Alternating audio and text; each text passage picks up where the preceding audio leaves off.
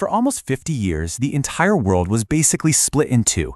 You had two massive superpowers, the United States and the Soviet Union, locked in this global stare-down. And then, almost overnight, poof, one of them just vanished. So how does that even happen? How does a superpower just disappear? That's what we're going to dig into. And it's one of the wildest stories of the 20th century. What's crazy is it didn't start with some huge explosion, but with a quiet little spark deep inside a dying empire. Okay, so to really get how the Soviet Union fell apart, you have to realize this wasn't about some outside invasion or a big war. Nope. It all started with someone inside trying to fix things. A last-ditch effort, really, to save an empire that was already sinking fast. Think about the mid-1980s. The USSR? It was in a bad way. I mean, really stagnating. The economy was a mess, totally drained from the crazy arms race and this brutal war they were stuck in Afghanistan. They were falling behind in tech, and people were just feeling worn down. And right then, a new guy shows up, a younger leader named Mikhail Gorbachev. Now, Gorbachev wasn't blind. He could see that if they didn't do something big and do it fast, the Soviet Union was going to stop being a superpower. So he rolls out these two totally radical new policies.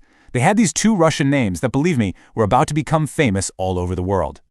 Those two words were glasnost and perestroika. So what do they mean? Well, glasnost basically means openness. Think of it as opening the windows and letting people finally speak their minds, even criticize the government, which was unheard of. Then you have perestroika, which means restructuring. That was all about trying to fix the broken-down Soviet economy, maybe even letting a little bit of free market stuff in. The idea was that these two things would work together to save the system. And this is the key. It's the huge irony of the whole story. See, Gorbachev was a true communist. He wasn't trying to destroy the Soviet Union. He was trying to save it. He honestly believed these reforms would make it stronger, more modern. But what he actually did was light a fuse. He opened the door just a little bit, and this tidal wave of change came rushing in that nobody, especially not him, could ever hope to control. All right, so while Moscow is dipping its toes into this whole openness thing, you've got all these other countries in Eastern Europe, Poland, Hungary, East Germany, these so-called satellite states that had been under the Soviet thumb for decades. Well, they were watching, and what they saw looked a whole lot like a green light. The first real domino to wobble was Poland. This trade union movement called Solidarity, which had been suppressed for years, they pushed and pushed until they got elections. And guess what? They won. Big time. At the same time, over in Hungary, they start literally cutting holes in the Iron Curtain, opening up their border to Austria. You could feel it. The whole foundation of the Eastern Bloc was starting to crack.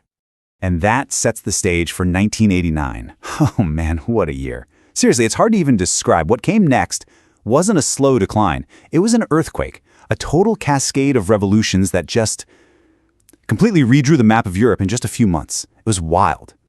It really was like a chain reaction. The big question on everyone's mind was, are the Soviet tanks going to roll in like they always do? And when it became clear that the answer was no, boom. The fire just spread, and it was absolutely unstoppable. So you have East Germany with these huge protests are popping up everywhere, and then November 9th, the unthinkable, the Berlin Wall. I mean, the symbol of the Cold War, it came down.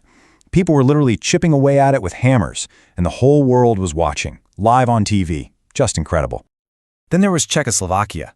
Their revolution was so incredibly peaceful, they called it the Velvet Revolution.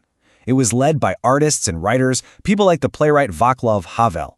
The old communist government just melted away. It was like peeling back a layer and finding a whole new country underneath. And the wave just didn't stop. It rolled right into Bulgaria. Huge crowds demanding democracy filled the streets of the capital, Sofia. And that was all it took. The country's dictator, who'd been in power for 35 years, was forced to resign. Just like that. But yeah, not all of them were velvet. Romania was different. Their dictator, a really brutal guy named Nicolae Ceausescu, he decided to fight. So the revolution there was incredibly violent and bloody.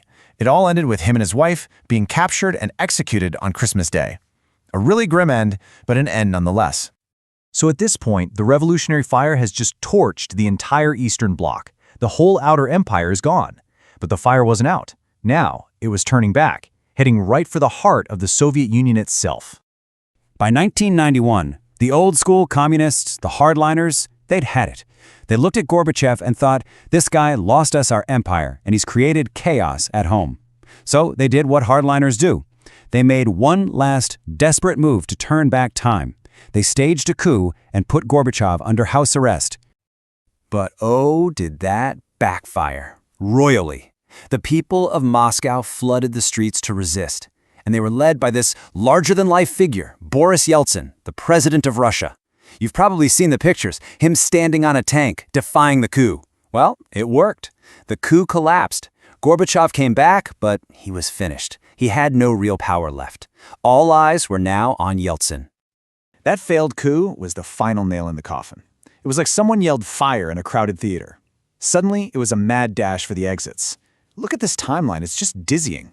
August 91, Ukraine, Belarus, they're out. September, Armenia, Tajikistan, gone. It just kept happening. The Soviet Union was literally falling apart, day by day, right in front of everyone. And then came Christmas Day 1991. Mikhail Gorbachev gets on TV to give one last speech. He officially resigns as president of a country that didn't even really exist anymore. It was like the captain going down with a ship that had already sunk. And that was pretty much it. The next day, they made it official. The Soviet parliament had one last meeting. And what did they vote on? They voted to dissolve themselves and the entire USSR forever. The famous red flag with the hammer and sickle came down from the Kremlin for the very last time. After 69 years, it was over. You know, the end of the Soviet Union wasn't just about one country disappearing. It was about the whole map of Europe and Central Asia being ripped up and redrawn. Suddenly, you had all these new countries, and sadly, a lot of new conflicts, popping up almost overnight. And how these places broke apart, it was a real mixed bag. You had Czechoslovakia, which managed to split peacefully into two new countries, the Czech Republic and Slovakia. They called it the Velvet Divorce. But then you had Yugoslavia, which was another country made up of lots of different ethnic groups. That place just exploded into years of horrific, brutal wars. It was a total nightmare. And it wasn't just the countries either. It was the whole system. The Warsaw Pact, that was the Soviet Union's version of NATO, gone. Comecon, their economic alliance, poof, disappeared. The entire world order, this two-superpower system that had defined life for half a century, it was over. Just done. So there you have it, a superpower that shaped everything for decades, gone in the blink of an eye. It literally vanished from the map. But that leaves us with one last really big question, right? All that stuff that made that era what it was, the history, the rivalries, the nationalism, did any of that actually go away? Or are the headlines we're reading today just the echoes of that incredible collapse?